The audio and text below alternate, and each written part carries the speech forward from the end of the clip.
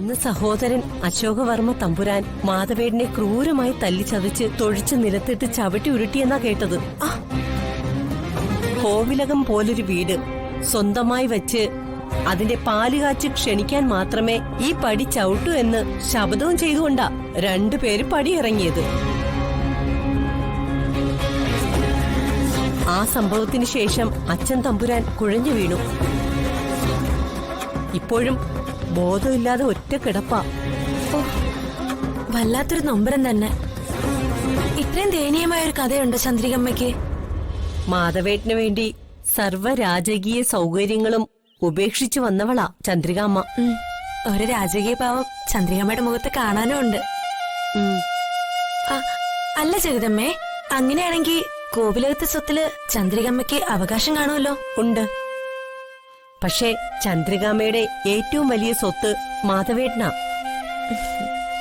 അതുപോലെ മാധവേട്ടന്റെ ഏറ്റവും വലിയ സ്വത്ത് ചന്ദ്രികാമ്മയും. ഒന്നും ചോദിക്കാൻ അവരിന്നേവരെ പോയിട്ടുമില്ല. ഇനിയൊന്നും പറയണ്ട അമ്മേ. ഇത്രയും വിപ്ലവം സൃഷ്ടിച്ച ഒരു പ്രണയകഥയാവുമ്പോ ഭർത്താവിനെ കാണാനുള്ള ചന്ദ്രികാമ്മയുടെ വേവലാതി ഊഹിക്കാന്നുള്ളതേ ഉള്ളൂ.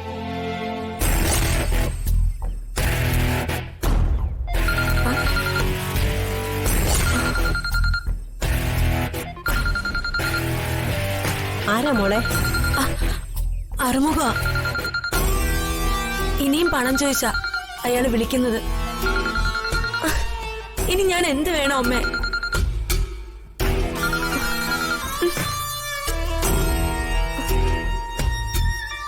ആ വൃത്തികെട്ടവൻ ഇനിയും വിളിക്കും. കൊല്ലും ഞാൻ അവനെ. മോളെ, നീ ആ ഫോണങ്ങ് സ്വിച്ച് ഓഫ് ചെയ്ത് വയ്ക്കേ. ആ വൃത്തികെട്ടവൻ പിന്നെ വിളിക്കില്ലല്ലോ.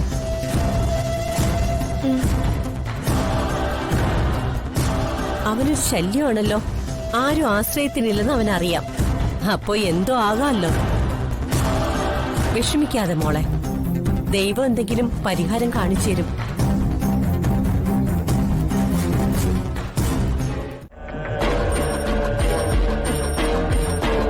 അങ്ങനെ വരുമ്പോ ഹരിതയുടെ ആഗ്രഹം പോലെ അമ്മയുടെ ഉത്തരവാദിത്തം അവരുടെ തലയിൽ നിന്ന് പൂർണ്ണമായിട്ടും ഒഴിയും.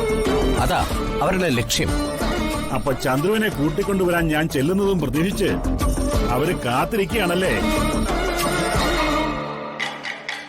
നന്നായി. എങ്കിൽ ചന്ദ്രുവിനെ ഞാൻ കൂട്ടിക്കൊണ്ടു വന്നിരിക്കും. എന്റെ ചന്ദ്രു ആർക്കും ഒരു ഭാരമാവണ്ട. നിക്ക്, വേണ്ടച്ചാ, ഇപ്പൊ അത് വേണ്ട. തൽക്കാലം ഇപ്പോഴത്തെ സ്ഥിതി തന്നെ അങ്ങോട്ട് തുടരട്ടെ. അമ്മയുടെ ഉത്തരവാദിത്തം മനോജിനും അച്ഛന്റെ ബാധ്യത ഈ പ്രകാശിനും. അല്ലെങ്കിൽ ഹരിതയുടെ പദ്ധതി വിജയിച്ചു എന്ന് കരുതി അവരതിന് ആഘോഷം നടത്തും. അത് വേണ്ട. പ്രകാശേട്ടാ, ഇന്ന് അച്ഛനും അമ്മയും തമ്മിൽ ആദ്യമായിട്ട് കണ്ടതിന്റെ ഓർമ്മ ദിവസം. അത് മറക്കരുത്. ഈ വർഷം അങ്ങനൊരു ദിവസം ആഘോഷിക്കുന്നില്ല എന്ന് വെച്ചാ മതി. ആഘോഷിക്കുന്നില്ലെന്നോ? അത് നീയാണോ തീരുമാനിക്കുന്നത്? അച്ഛാ, എനിക്കെന്റെ ചന്ദ്രുവിനെ ഒരു നോക്ക് കാണാൻ പറ്റില്ലെന്നോ? അത് പറ്റില്ല. എനിക്കെന്റെ ചന്ദ്രു.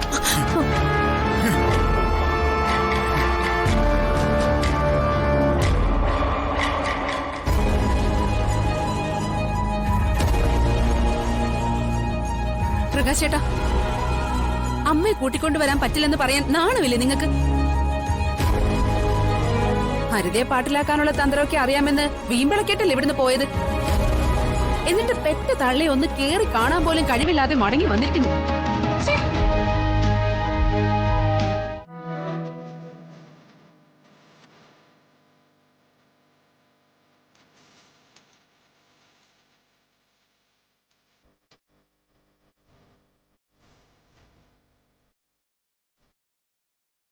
ചന്ദ്രുവൊത്ത് പുറത്തുപോയി വിവാഹവാർഷികം ആഘോഷിക്കാൻ പറ്റിയില്ല.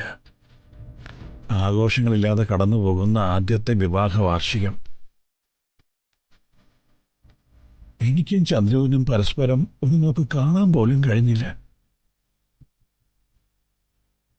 പ്രകാശം പറഞ്ഞതൊക്കെ കണ്ണുടച്ചെന്ന് വിശ്വസിക്കാൻ കഴിയുന്നില്ല. പ്രകാശം മനോജിനെ വഴിവെച്ച് കണ്ടു കാണുമോ? പ്രകാശിനോടുള്ള വാശി തീർക്കാൻ മനോജും ഹരിതയും ചേർന്ന് ചന്ദ്രനെ തടഞ്ഞു വെച്ചതായിരിക്കുമോ? അതോ ചന്ദ്രുവും ഞാനും തമ്മിലുള്ള കൂടിക്കാഴ്ച ഒഴിവാക്കാൻ പ്രകാശിന്റെ ദുഷ്ടബുദ്ധിയിൽ തെളിഞ്ഞ തന്ത്രമായിരിക്കൂ.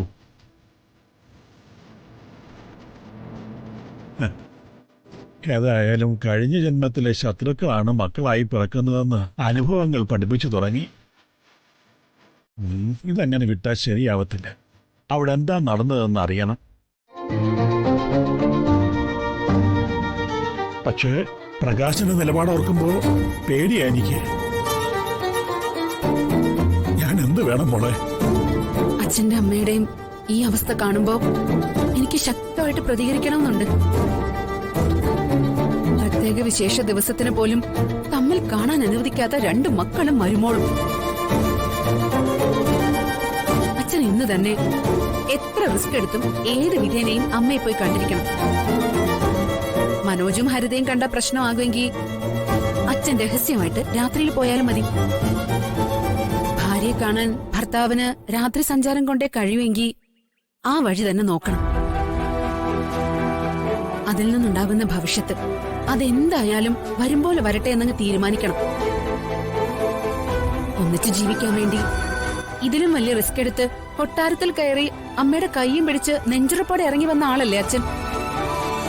പിന്നെയാണോ അച്ഛൻ ജനിപ്പിച്ച മനോജും ഇത്തിരി പോന്ന ഹരിതയും? ഇരുളിന്റെ മറപറ്റി അച്ഛൻ കാണാൻ പോകുന്നത് മറ്റൊരുത്തന്റെ ഭാര്യയല്ല, അച്ഛന്റെ അടയാളമായി സിന്ദൂരം നെറുകയിലിട്ട സ്വന്തം ഭാര്യയെ കാണാനാ.